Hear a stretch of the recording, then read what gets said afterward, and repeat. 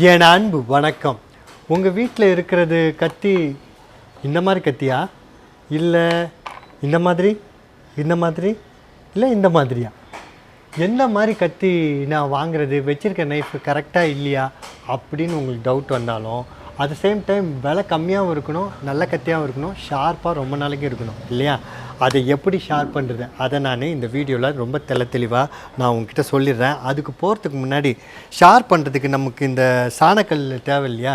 So இந்த மாதிரி இது வரைக்கும் பார்த்திங்களா, இந்த மாதிரி சாணக்கல்லை நீங்கள் வந்து என்ன பண்ணணும், இது வந்து பார்த்திங்கன்னா வந்து உங்கள் பக்கத்தில் இருக்க ஹார்ட்வேர் கடையில் ஒரு 100 ரூபாலேருந்து 150 ரூபா இந்த ரேஞ்சுக்குள்ளே இது கிடைக்கும். நீங்கள் இது வாங்கி வச்சுக்கலாம். இதை எப்படி பயன்படுத்தணுன்றதை அதை சொல்கிறேன். இது பார்த்திங்கன்னா 2 சைடு இருக்கும். ஒரு சைடு பார்த்திங்கன்னா வந்து கொஞ்சம் ஷார்ப் பண்ணுறதுக்கு சைடும், இந்த சைடு வந்து பார்த்திங்கன்னா ஸ்மூத் பண்ணுறதுக்கான சைடு. இதை எப்படி யூஸ் பண்ணணும்னு சொல்கிறேன். ஆனால் இது முதல்ல என்ன பண்ணணும், தண்ணியில் போட்டு ஒரு 20 நிமிஷம் நல்லா ஊறணும். அந்த கல் வந்து நல்லா அப்சர்வ் ஆகும். கொஞ்சம் கார்பன்லாம் இருக்கிறனால இது கண்டிப்பாக இதை அப்சர்வ் ஆகும். ஸோ இந்த மீன் டயத்தில் நான் உங்களுக்கு சொல்லிடுறேன் எந்த நைஃப் வாங்கக்கூடாது அப்படின்னு. இப்போ நீங்கள் பார்த்தீங்களா, நான் முதல்ல காட்டின நைஃபு. ஸோ இப்போ நீங்கள் பார்த்தீங்கன்னா இதோ இந்த மாதிரி நைஃபு, இந்த பார்ட் இருக்குது பார்த்தீங்களா, இந்த பார்ட்டை ஹீலுன்னு சொல்லுவாங்க. இந்த ஹீலுன்றது கொஞ்சம் கைப்பிடியோட கொஞ்சம் கீழே இருக்கணும். ஒரு 1/4 இன்ச்சோ 1/2 இன்ச்சோ இருந்துச்சுன்னா ரொம்ப நல்லது. இல்லைன்னா நம்ம வெட்டும்போது, நான் இதில் வெட்டி காட்டுறேன் பாருங்கள், வெட்டினு வச்சுக்கோங்களேன், உங்கள் கை ரொம்ப கஷ்டப்பட்டு வெட்ட வேண்டியிருக்கும். அந்த நேரத்தில் உங்களோட கையோட ரிஸ்ட் இருக்குது பார்த்தீங்களா, இந்த இடம் பயங்கரமாக வலிக்கும். ஸ்பீடாகவும் வெட்ட முடியாது. உங்கள் விரலையே நீங்கள் வெட்டிக்கிறதுக்கு இந்த மாதிரி கத்தி சூப்பராக இது உதவும். ஸோ அதே விரல்ஸ் இதுவும் கொஞ்சம் விலை கம்மியான நைஃப் தான்.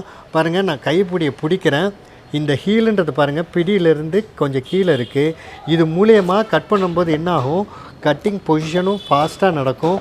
உங்களுக்கு கை விரலை வெட்டாமல் காய்கறியை வெட்டுவீங்க. வேலையும் ஃபாஸ்ட்டாக நடக்கும். உங்கள் சேஃப்டியாகவும் நீங்கள் வேலை பார்க்க முடியும்.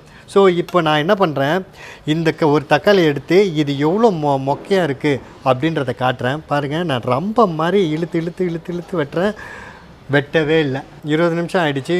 இந்த மாதிரி துணியை விரித்து சாணக்கல் ஊற வச்சதை எடுத்து இது மேலே போட்டுக்கலாம். இது நல்ல க்ரிப்பு கொடுக்கும். நம்ம ஷார்ப் பண்ணும்போது வலிகிட்டு ஓடாது. இந்த ஷார்ப்பை ஈஸியாக பண்ணுறதுக்கு நம்ம ஒரு விதமாக பிடிக்கணும். ஸோ இந்த 4 விரல்களை மட்டும் இப்படி பிடிச்சிக்கலாம். பிடிச்சிட்டு கல்லோட நுனி பகுதி இங்கே இருக்கு இல்லையா, இந்த இடத்துல இருந்து இதை அப்படியே இப்படி ஆரம்பித்து இப்படி முழுமையாக அப்படி தேய்ச்சி விட்டோன்னா, இதை பாருங்கள், நான் ஸ்லோவாக பண்ணுறேன். இதுதான் ரொம்ப ஃபாஸ்ட்டாகவும் பண்ண முடியும். ஷார்ப் பண்ணிவிட்டு நான் ஏன் திரும்பி இப்படி இழுக்கக்கூடாதான்னு, இழுக்கக்கூடாது. இப்படி இழுத்துட்டு திருப்பி எடுத்த ஷார்ப்னஸ்ஸு திருப்பி ஷார்ப்பன் ஆகிறது மழுங்கி போயிடும். ஸோ இப்படி பண்ணும்போது ஷார்ப்பன் ஆகும். அதே ரிவர்ஸில் ஆயிடுச்சுன்னா அந்த ஷார்ப்னஸ்ஸு கம்மியாகிடும். ஸோ இந்த தடவை நான் வந்து ஒரு 50 கவுண்ட்டு நான் இப்படி பண்ணிட்டேன்னா, கல்லை இப்படி திருப்பி போட்டு இந்த பக்கம் ஷார்ப் பண்ணிட்டோம். இப்போது நாம் இந்த பக்கம் ஷார்ப் பண்ண போகிறோம். இதை இப்படி திருப்பிட்டோன்னா இந்த பக்கம் ஒரு 50 வாட்டி அதே ப்ராசஸ் தான். ஸோ கல்லை ஒரு பக்கம் அப்படி பண்ணோம், ஒரு பக்கம் இப்படி பண்ணும்போது கல் ஈவனாக கரையும். நம்ம ஷார்ப் பண்ணும்போது எத்தனை வாட்டி ஷார்ப் பண்ணாலும் ஈவனாக நடக்கும். ஸோ உங்களுக்கு நைஃபு சூப்பராக இருக்கும். நான் ஆக்சுவலாக 50ன்னு சொன்னேன் இல்லையா, ஆக்சுவலாக நான் இந்த பக்கம் ஒரு 20 பண்ணியிருப்பேன், இந்த பக்கம் ஒரு 20 பண்ணியிருப்பேன். இது பயங்கர சூப்பராக ஷார்ப்பாகிடுச்சு. இப்போ இதை நான் வந்து அந்த தக்காளியை வெட்டவே இல்லைல்ல, இப்போ தக்காளியை எப்படி வெட்டுதுன்னு மட்டும் பாருங்கள். ஒரு சொட்டு கூட ஜூஸ் வரல. எவ்வளோ ஃபேண்டாஸ்டிக்காக கட்டாக இருக்குன்னு மட்டும் பாருங்கள். கத்தியை நல்லா கழுவி தொடச்சதுக்கப்புறமா தான் நான் கட் பண்ணுறேன்.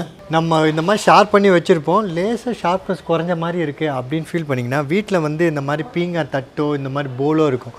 அதுக்கு பின்னாடி பார்த்துட்டிங்கன்னா இந்த மாதிரி ஒரு விஷயம் இருக்கும் பார்த்தீங்களா வைக்கிறதுக்குன்னு. அந்த இடத்துல போயிட்டு அவ்வளோதான், இந்த பக்கம் 4 வாட்டி அந்த பக்கம் 4 வாட்டி திருப்பியும் அந்த 1 கம்மியானது திருப்பி ஷார்ப்பன் ஆகிடும். அடுத்து நான் வந்து வாங்கவே கூடாது ஒரு நைஃப் மட்டும், அது இப்படி இருந்தா அப்படின்னு சொன்னேன் இல்லையா, அந்த நைஃபை காட்டுறேன் பாருங்கள்.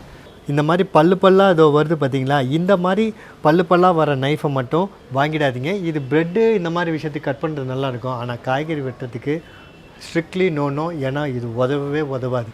ஸோ இந்த டிப்பை நீங்கள் யூஸ் பண்ணி பாருங்கள். உங்களுக்கு வெறும் ஒரு 100 ரூபாய்க்கோ 150 ரூபாய்க்கோ வாங்கின கத்தி கூட உங்களுக்கு ரொம்ப நாளைக்கும் ரொம்ப ஷார்ப்பாகவும் ரொம்ப ஈஸியாகவும் வேலை செய்யறதுக்கு உதவும். இது ட்ரை பண்ணி பார்த்துட்டு